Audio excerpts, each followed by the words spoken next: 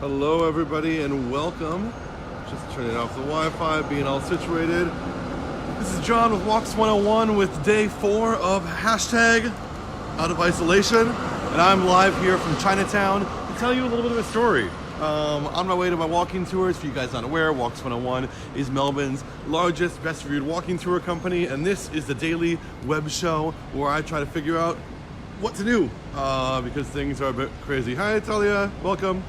There's something on my mind today that I want to talk to you about, and I want to use Chinatown as a context for talking about it. And what's on my mind is something that we're starting to see around happen in some places in the world today, which I've heard some people call the coronavirus, the so-called Chinese virus. I'd like to talk about why I think that's a little bit of a problem and give you some context for that.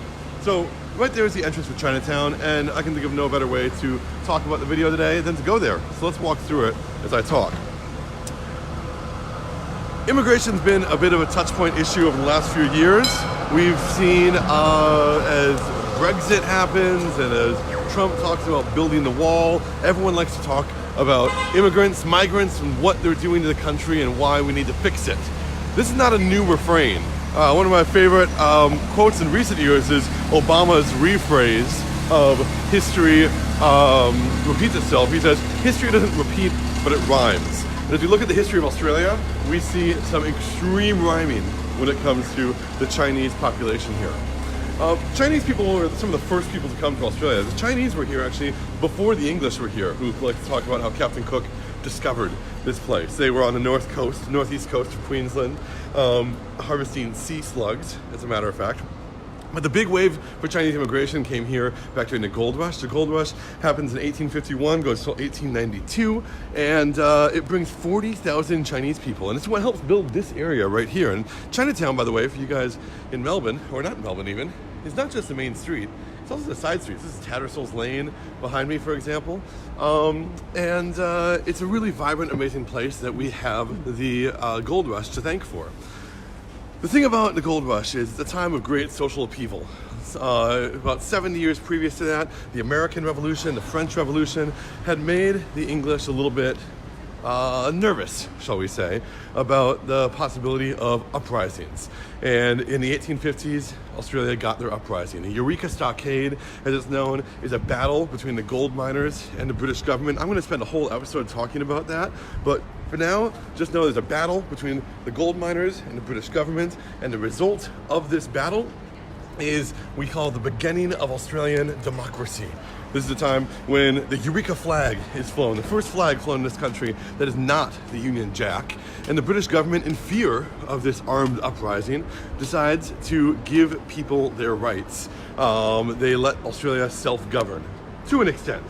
I walked down this laneway, I love this laneway over here. One of the things that the people do with their rights, though, is that the Victorian Parliament, Australia's not a country yet, it's still a colony, they pass a law saying that if you're a ship captain, you have to spend more money bringing Chinese people to Victoria than anyone else. And so smart entrepreneurial business captains just stop coming to Victoria and instead go to the next colony over, South Australia. And Robe, South Australia, becomes the port of call for tens of thousands of Chinese Australians, or who would later become Chinese Australians. Actually today, if anyone has a chance to go to, hey Casey, if anyone has a chance to go to Robe, South Australia for their annual festival, I hear it's pretty amazing. They have a festival commemorating all these people who made their way down to Australia via Robe, South Australia. Anyway, one of the earliest things that we do with our newfound democracy is we find a way to systematically oppress the Chinese visitors here.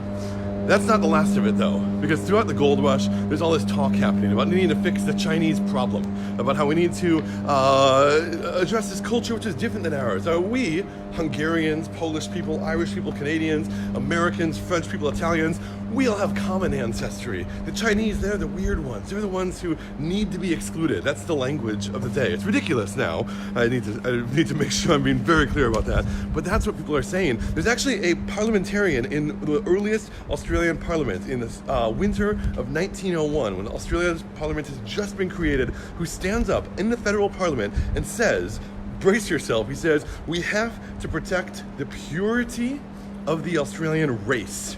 This is a white person saying this. We have to protect the purity of the Australian race. Not to put too fine a point on it, but he is not Aboriginal, I have to say. As a result, Australia decides that defensive measures will be put in place to help protect the country. And those measures are going to be keeping the Chinese away. No Chinese people welcome here in Australia anymore, is what the politicians start to say at the time. Why do they do this?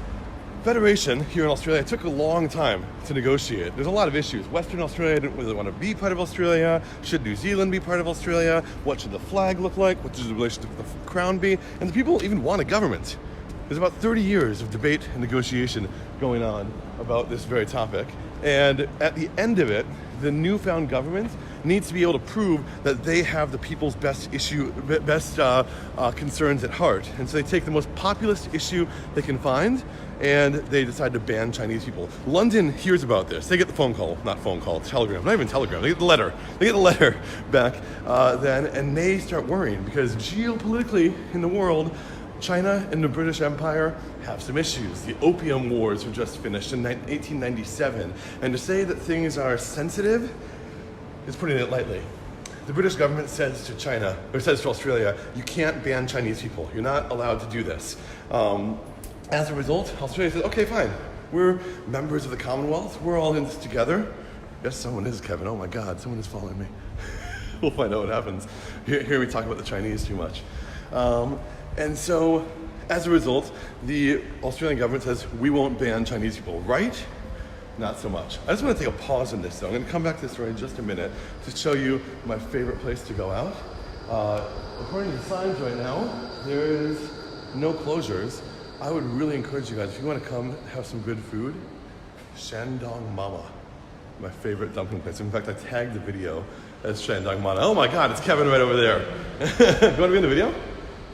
Okay. I just thought I'd want to see. That's amazing. Our tour guide right over there, giving tours this morning, just checking me out with the blue umbrella. See ya. As a result, Australia, listening to the British government, says we are not going to ban Chinese people. But what we will do is put a test in place, and that test is going to be a language test.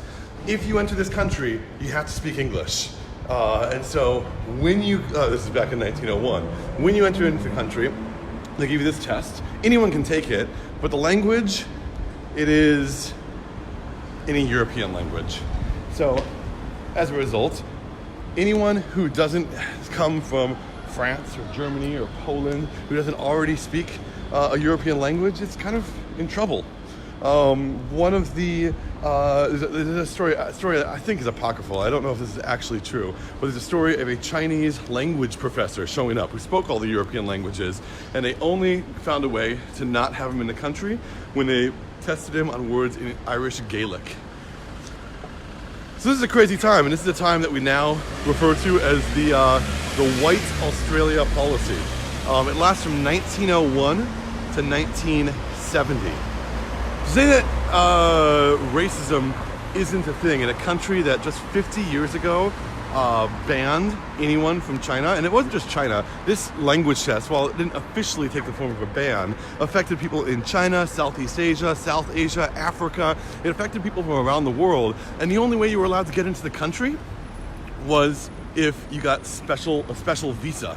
Some of those people that got into the country were Afghanis. Afghanis were allowed by special permission to come into Australia during the White Australia policy to build the railroad. If anyone's looking at a map, seen the railroad that crosses Australia, it's called the Ghan, G-H-A-N, because the Afghans built it only because they had special permission from the White Australia policy, or in spite of the White Australia policy, to come here. Nowadays, things have changed a lot. Nowadays, Chinese culture is Australian culture. There's a neighborhood outside of Melbourne called Box Hill now, where there are two women who ran for federal parliament, and they both ran in the last federal election, both Chinese Australians who spent most of their campaign speaking in Mandarin, because in Box Hill, English is the second most spoken language. Nowadays, the #1 bringer of tourists to Australia, until a few weeks ago, sadly, is China. Nowadays, the number one trading partner with Australia is China. We trade $276 billion annually with China, and number two is the USA. We trade just $70 billion. It's not even close. Pardon the interruption again. My other favorite place to go for dumplings, right over there, Shanghai Street. You might be able to see in that window right there, the chefs cooking. They're still open. Definitely amazing for dumplings, and with how empty they are, you can absolutely practice your social distancing right over here. Because nowadays we're having a bit of a tough time in Chinatown. Nowadays we are dealing with this unprecedented crisis, and there's panic and there's fear. Will I catch coronavirus by eating Chinese food? Of course not. Of course not. Chinese food is not inherently a carrier of coronavirus. It's people that carry the virus. And so as something that you should be aware of is that the restaurants here are hurting. Chinatown in general has been just empty for a really, really long time, and it could really use your support. Not just because of the restaurants, but because of our amazing laneways. If you're ever in Chinatown and have a chance, you should definitely look for Payne's Place. So when you walk down this area, you have something that it looks like you probably shouldn't come here. It looks like the area where, maybe you're going to be mugged late at night, covered in street art and things. This laneway is called Croft Alley, and it has this great hidden bar behind it that I would encourage you guys to go check out. Look at this. Only in Melbourne. There's a dead-end, graffiti-filled alleyway all the way down and to the right. Well, I guess you'll be seeing it the opposite way, but that way is where you're going to find an amazing bar to go to. Nowadays, Chinese culture is a huge part of Australian culture, but there still is that scapegoating that's going on. In the last federal election here in Australia, we saw political ads talking about how we have to correct the issues of Chinese influence. And I'm not saying these aren't major issues. These are issues that we need to consider. There's some really legitimate concerns about how much independence countries want from Chinese businesses like Huawei, who's putting in their mobile phone care networks around the world. And it's going to be an issue that we all discuss and debate for quite some time. But one of the things that we're seeing is things go from like that nuanced geopolitical discussion to this pretty overtly racist things like the Chinese virus. We've seen politicians starting to call it the coronavirus, the Chinese virus, as if this is the Chinese population's fault that this is here. This is a virus. It doesn't have feelings, it doesn't have emotions, it doesn't see color. It's affecting all of us right now. And the thing that's going to kill us right now is if we can't stick together. If we turn against each other, it's just going to turn bad. That's why I really wanted to take a moment today to talk about some of this history here. For people who say, I've seen some politicians when they get challenged on this, and if you hear my accent, I bet you can figure out which politician I might be referring to. They say things like, oh, I'm not being racist, I'm just describing where the virus came from. But I have to say to these people, come on, be serious. You either know what you're doing or are willfully ignorant of centuries and centuries of systematic racism that's been happening in the Western world throughout for the last few hundred years, really. Chinatown is an amazing place to come out to. Chinese culture is an amazing culture to experience. I would encourage you guys to go also check out the Chinese Museum right over there and learn a little bit about this stuff for yourself. Chinese people have built Australia just as much as Italians and Greeks and Polish people have. And we absolutely love taking their money when they bring in $276 billion a year.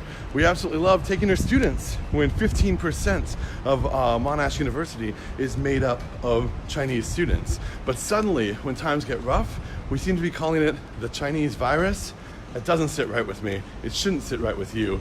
And I hope you'll consider that next time you hear someone calling it the Chinese virus. Tell them to stop.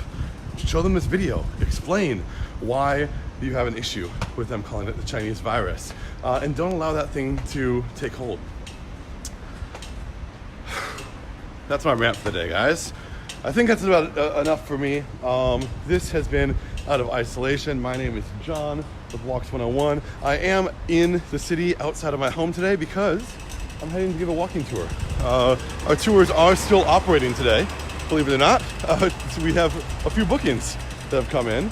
And so our commitment is to continue running as long as people are willing to give tours. We are doing hand washes halfway through the tour. And if you're just feeling a little bit of cabin fever, feel free to come join. We could really use the support. In the meantime, the best thing you can do to support us, share this video. I'm trying to make this web series a daily series, or I am making this web series a daily series. I would love it if you guys just tuning in partway through, go back and watch the whole thing, let me know what you think, and then share it with your friends.